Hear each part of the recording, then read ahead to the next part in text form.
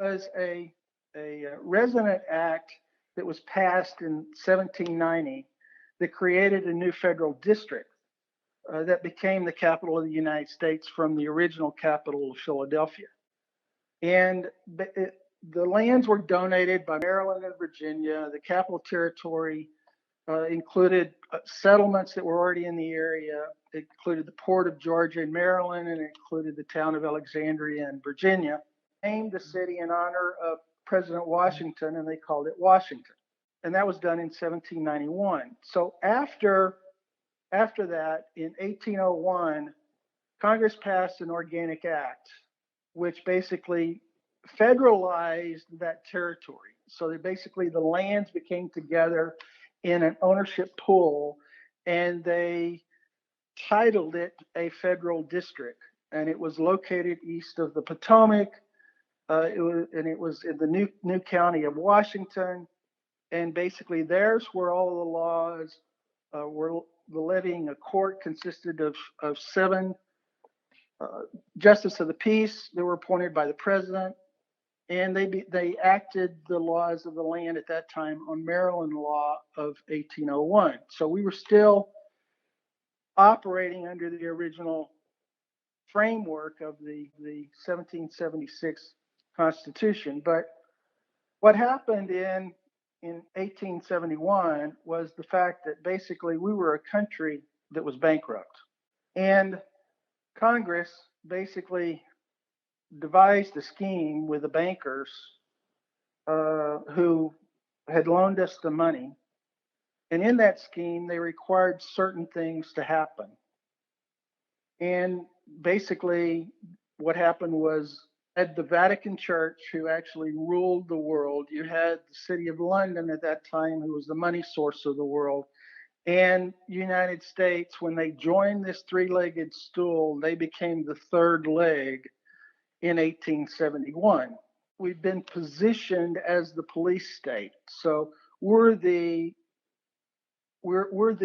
enforcement arm of what is basically told us to do from the Vatican. What happened in 1871? Basically, our freedom ended, and we had a second constitution that came into play, and that constitution was based upon one of the criteria set by the bankers that we had to accomplish to basically have our debt call at that time to be forgiven. Now, it's never been forgiven because basically what happened was the Vatican Church opened up a corporation in Puerto Rico.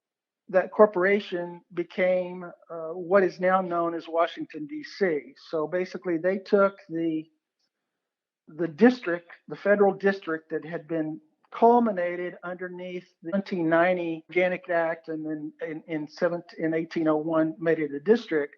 They took all of that and they put that into this corporation.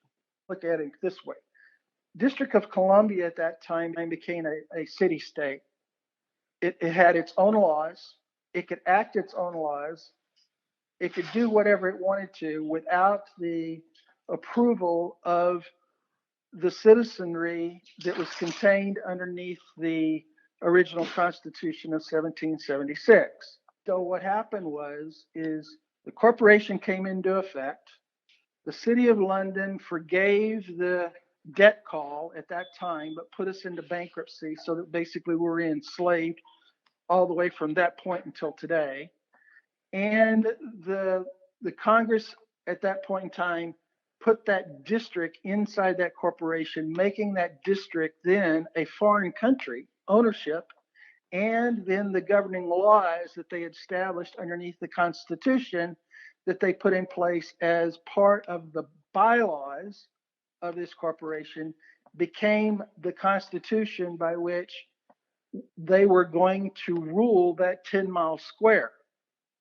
Now, that is all of the rulership that they had at the time. But if we go forward in time and go to Roosevelt days, when they enacted the Social Security Act and they forced Social Security upon all of the citizenry of the original Constitution, of 1776, we became a asset of that corporation, and they enslaved us by leveraging our ability of generating revenue to repay the debt to the bankers that were part of this corporation. So, outcome of that meant that the United States government basically were controlled by a board of directors.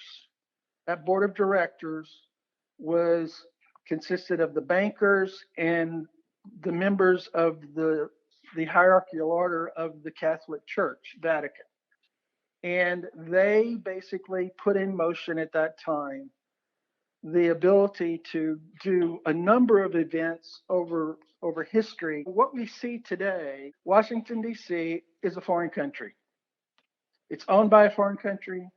The people who work in Washington, D.C. are paid by a foreign country. Think about that. All of our tax dollars go directly to the Vatican banking system cartel. They don't go to the U.S. Treasury. U.S. Treasury has to borrow money, so the cycle of debt continues to go. And what the people that are in Washington, D.C. are actually employees of a corporation owned by a foreign entity governing the sovereign soil of the United States of America.